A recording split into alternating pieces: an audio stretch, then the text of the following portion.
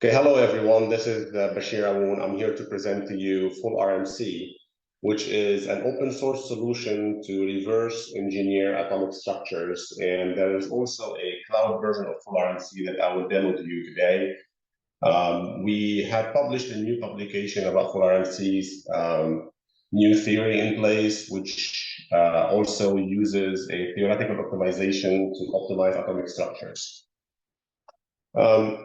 So before starting and discussing what fullrmc is, let me tell you why atomic structure is very important to determine the material's properties or the macroscopic material's properties. So consider a material that is made out of pure carbon.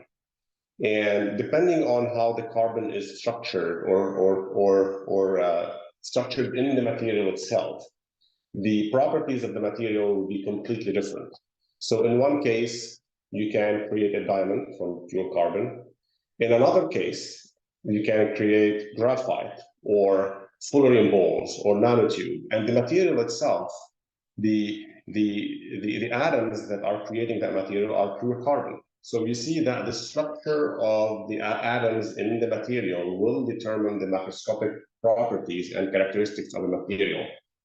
Usually, when companies are studying, for example, metal, or they are doing a new battery, or they are doing any kind of to tailor any property for a material, what they do is they do what we call diffraction on a material to study the structure of that material. And that's how they reverse engineer that material, and they determine the property of the material. So understanding the positions of atoms relatively to each other would have a great impact on futuristic materials, and that's how we determine or we create new materials for new applications. Before I get into the underlying theory in fullrmc, what I'm here showing you is the graphic interface of fullrmc that you can have full access to it through a subscription on the cloud. And that subscription on the cloud gives you access to multiple modules in fullrmc. The RMC module, which is the stochastic module in here, the theoretical optimization module, so you can theoretically optimize the atomic structure, a DFT module, which is a density functional theory module, and an atomic builder module. And also a single cloud subscription of fullrmc is multi-user enabled. So you can have many users using it. It's also very user-friendly. It maximizes collaboration, and you can access it from anywhere and run your calculation. It's also noteworthy mentioning that fullrmc is continuing to develop, and we have a laundry list of things to add to it, and we are very interactive with our client base. So whenever there is any need for a new implementation or a new functionality to be added, we prioritize that and we do it. Also, fullrmc comes with a state-of-the-art visualizer and plotter. Unfortunately, there is not enough time to demo fullrmc live to you here in this session, but I will be more than happy to do it in separate sessions. You can always reach out to me at info@fullrmc.com, and you can always check our website, www.fullrmc.com. These are some of the institutions currently that are using fullrmc cloud version. Some of them are in trial mode, others are using it and they have subscriptions. So before I jump into doing some examples, allow me to explain to you in a nutshell the atomic model that is implemented in fullrmc. I'm sure you are all aware of what diffraction is and how diffraction works. So I'm not going to go into the details of diffraction and what diffraction is. The atomic model that is implemented in fullrmc to reproduce a diffraction pattern, whether it being done on a synchrotron, in a neutron source, or in the lab diffractometer, the formula is shown in here. Part of this formula is proprietary to fullrmc, or at least published for the first time in fullrmc. And allow me to take you step by step into this formula so we all understand it and we see the output of it. We'll demo some examples. So the first step here is CSF, which is a scaling constant. To scale up your atomic model to your diffraction pattern. There's nothing so special about it. The QW sync QWR is related to your experimental limited angle, so which means limited Q range or reciprocal space distance. So in the reciprocal space, it's a square function, and when you bring it back to the real space, it's a sync function. So you multiply by a square function in the reciprocal space, and you convolute with a sync function in the real space. This is why you have this variable in here. Exponential minus sigma q square r square is your experimental resolution. Usually when you are running an experiment, you should run a test on a standard sample to measure your experimental resolution. But if you don't have that, fullrmc will figure it out for you as well. So QW is something that you can theoretically optimize.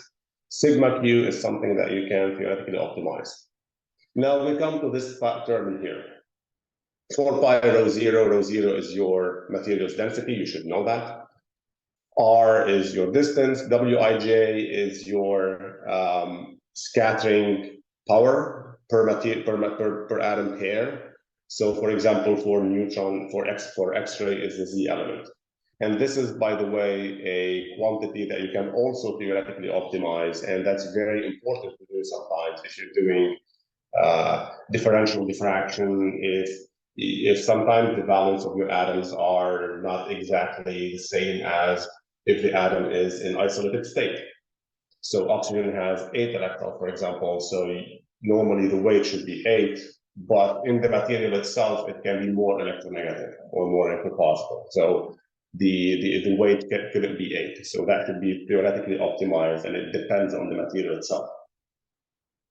That term in here is to recreate your thermal vibrations. So you know that when you measure a material, you are under the assumption, actually it's not an assumption, every atom is moving, and this is due to quantum mechanics. And when you measure a material, what you collect at the end, at the detector, is the average of all the thermal vibrations of trillions and trillions and Avogadro numbers of atoms. So you need to take that into consideration in your atomic model. You need to widen your diffraction peaks through a widening function. And sigma ij is right here, and each and every parameter here, so sigma prime, delta 1, delta 2, q broad are optimizable parameters as well, theoretically optimizable. Rho ij is the radial density, and this is directly related to the atom's position one to another. So for example, if you look at an atom here, positioned at the center, the rings here are the rings of density as seen from this atom. And those are created and computed from the atom's positions that in the structure that you are optimizing. So in a traditional reverse Monte Carlo engine, what this engine provides you is the capacity to randomly move atoms and randomly play with this quantity in here. So what fullrmc adds to that is that randomness is out of question. Fullrmc is not, and I insist on that, is not a reverse Monte Carlo engine. It is a stochastic engine, which is different than reverse Monte Carlo because you can tell exactly how atoms should move. And the atoms can be grouped into any set of groups that you create. It can be molecular groups, functional groups, anything you like, and you can dictate exactly how those groups will move. Any geometrical move you can imagine, you can implement in fullrmc, whether it being a rotation, a translation, or a combination of any of those, or you want to have neighboring molecules dock on top of each other. All of that is feasible in fullrmc with 2 clicks. And this is what makes fullrmc modify stochastically rho ij in here. So the last term in here, there's not enough space to write it down, but this is the formula for it, is to be able to theoretically model an isolated system. So think about a nanoparticle in dilute solution. Usually what happens, you measure the nanoparticles in solution, and you measure the solvent, and you subtract the measured solution from the solvent, and you get to what we call a pure measurement of the nanoparticles. And in dilute solution, meaning each nanoparticle is so far away from its neighbors that there's absolutely no interaction happening. So the assumption here is that you are measuring an isolated system. So, and when we say isolated system, if you want to measure the isolated system, you would expect a drop in intensity. So that drop in here, the black curve, it's a drop in intensity that you don't see experimentally. So you have to account for that drop. And the way to account for it is via this formula in here that is also proprietary to fullrmc. And it includes many corrections for signal corrections, like the kernel function, like the modulation, and whatnot. So here I gave you a general overview of the atomic model implemented in fullrmc. Let's not stop in here and move to the next section. As I told you before, let me go back one slide. Now, what I want to demonstrate to you is rho ij and how fullrmc is different from any other reverse Monte Carlo solution in there. So let's see how we can play with rho ij. So as I told you before, you can group atoms in a system in any way you like, and an atom can exist in as many groups as you want to define technically. And you specify a move generator per group. So a move generator can be translational, can be rotational. You can translate along the symmetry axis. For example, if you have a polymer, you can translate it along its symmetry axis. And this is the way it should work. You can rotate stuff, you can dock molecules, you can agitate bonds, you can change the angles between atoms and molecules, and you can combine any type of basic geometric transformation to a group of atoms, and you can technically imagine any move you like to apply during the stochastic process. And also not shown here, you can always swap atoms positions. You can remove atoms and test whether this is giving you a better solution to your structure. So there's really no limit to what you can do here in that framework. In the same model, you need to apply certain chemical and physical constraints. So those constraints will ensure that your system will remain chemically and physically sound. So some constraints are energy-related constraints, others are geometric constraints. So for example, you can constrain a molecule, bonded atoms in a molecule. You can constrain angles because you know that an H2O, for example, should be around 90, I think 120 degrees or something like that. So you should constrain that because you don't want it to be very flat or very narrow. And you can constrain dihedral angles. You can constrain impropers, which is an improper type of angle that will allow you to keep a molecule flat. And this is very important. You can constrain the non-coordination number. You can constrain also the intermolecular distances or the intramolecular distances, which is an in relation to van der Waals given a threshold. And then you have 6 types of experimental data that you can simulate at the same time in fullrmc to recreate an atomic structure. One great feature of fullrmc is fullrmc has also other proprietary implementations to minimize your structure beyond what gradient descent allows you to do. So in gradient descent, let me run these two first. We all know when you are running an optimization or a fitting algorithm, usually the implemented the engine implements what's called a gradient descent of the loss function or of the error function. So an error is computed at any step of the engine, and that error, the engine makes sure that that error continuously decreases. One flaw of the gradient descent is that you can get easily stuck in a local minimum. And here in full RMC, the number of dimensions we're talking about is not one or two. We're talking about millions of dimensions. The loss hyperspace can be incredibly big. We're talking trillions and quadrillions of dimensions here. So there's no way you can plot the loss function and visualize where you want to be. So you need to rely on your engine to hopefully take you beyond local minimums in order to be able to find global minimums. So what I'm showing you in here, in those two plots, is a real full RMC example in one dimension. So this is a one-dimension system, and this is a traditional stochastic gradient descent. This is a full RMC stochastic explore descent. And the intuition behind that is full RMC will create an avatar of your system and keeps moving that avatar. So you see the green avatar here until a better solution is explored, and then the system follows its avatar. So there's no way anymore you can be stuck in a local minimum. You're not going to be stuck in a local minimum anymore, because now you can move beyond that, given that your chemical and physical constraints are not broken. And this is ensured again by full RMC. One other cool feature of full RMC is it allows you to implement, or at least to use, the plethora of loss functions or of error functions.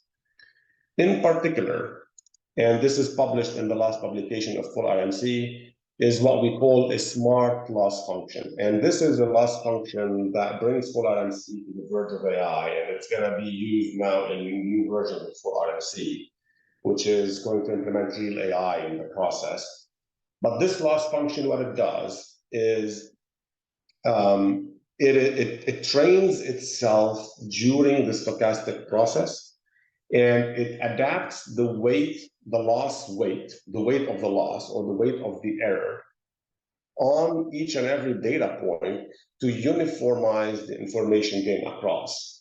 And this is a very neat implementation of the loss function that allows you to actually fit really tiny features that usually are not achievable in standard loss functions, because the loss function keeps adjusting itself, as you can see in here, depending on what it makes sense to uniformize the information gained in the process.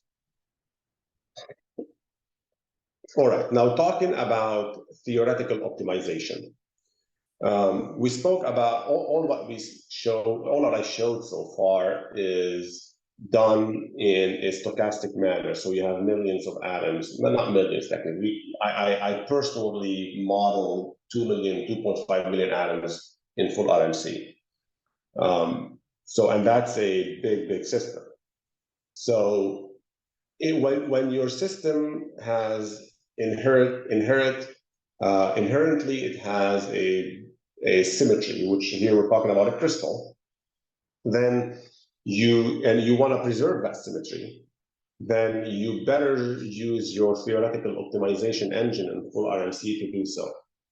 Because if you want to do it in a stochastic manner, that becomes too costly in terms of computation time. So you better use your theoretical optimization.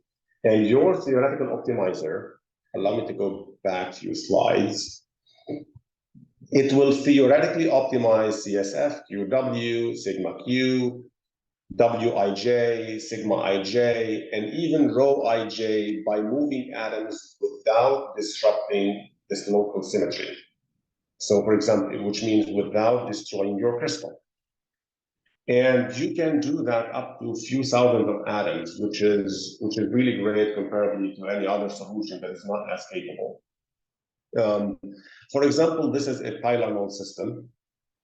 So you launch a theoretical optimization given all the constraints of the Tylenol molecule, And you can achieve such good accuracies on the production of that thermal system using the theoretical optimizer. Another system I would like to talk about is the barium titanium oxide. So what we did in this example, we theoretically optimized a scaled up version of the barium titanium oxide 10 times in C direction. And the optimization showed a stacking faults in the C direction. But that was not enough to reproduce those two little peaks in here. And those are real two peaks. So what we did is from the theoretically optimized structure, we converted it to stochastic. And this is the box that we have created to do stochastic optimization now. And we know that those two peaks are related to titanium oxide and barium oxide. So we group the first neighbor of titanium and oxygen. So now we have groups of titanium and oxygens, and we applied random moves on those. So a titanium and oxygen distance now is preserved, and those two atoms will move as a group, as a rigid body. And also we applied the smart loss functions to improve the information gained in that area. And that's how we got to that beautifully refined structure, starting from a purely crystalline material and then refining only the titanium oxide and barium oxide positions to recreate those two little peaks in here, or to sharpen those two peaks in here. There is a lot that we can cover in full RMC. In 30 minutes, really, there is not enough time to do much. But for example, we didn't cover what a smart selector is. So groups can be selected randomly, but they can be selected in a smart fashion as well. And we have an implementation of a selector, of a group selector, which means atom selector, that is empowered by reinforcement machine learning. We didn't speak about full RMC frames and how you can model, for example, a mixture of models. We didn't speak about traditional stochastic modeling, mesoscopic and nanoscopic. I haven't spoken about the implementation of first principle calculation or ab initio calculation combined with stochastic refinement. We also have on the list reinforcement refinement to be added, and also molecular dynamics simulation to combine with stochastic optimization engine. With that, I want to thank you all for your attention. Feel free to reach out. And if you have any questions or you want to request a live demo, I'm here for you. You can always find me at info@fullrmc.com, and never forget, you can always check out our website at www.fullrmc.com.